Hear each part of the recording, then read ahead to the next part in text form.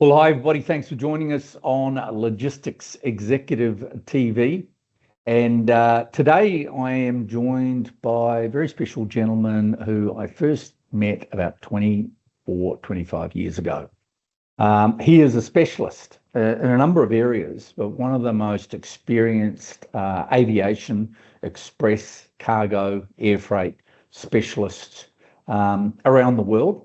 And he has held senior positions with organisations such as FedEx, most recently in Australia, TNT in the US, DHL throughout the US, and in the Middle East, where I must say he was my very first customer here, our customer for the recruitment side of our business way back in the day.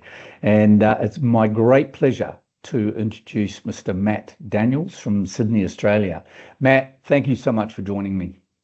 Thanks, Kim, and very, very nice words indeed. I'll try to live up to those expectations. Matt, I want to talk to you today specifically about the commercial side of the aviation industry. Massive dynamics, of course, pre-COVID, during COVID, and then since then we've seen a number of cycles in the aviation, air freight, express in particular, which is a little bit of your forte, and all about margins. So maybe you can talk to us a little bit about the work that you've been doing on margins and inputs and experience that you could share with our audience. Yeah, thanks, Kim.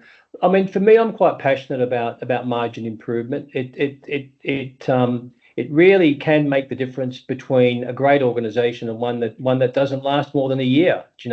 Internationally, when you look at the three big carriers, UPS, FedEx, and DHL, the express margins there can bounce up and down, but typically they are fairly good margins, and a lot of that is because they're at it's a very asset heavy industry, and the barriers to entry because of those assets are quite prohibitive, and so therefore you're kind of protecting that. But when you get into the air cargo, where it's not so asset heavy, or within for example the domestic transportation industry here in Australia, the margins are very, very skinny, and that's because again the barriers to entry are wide open, right? You just need to be able to set yourself up and off you go.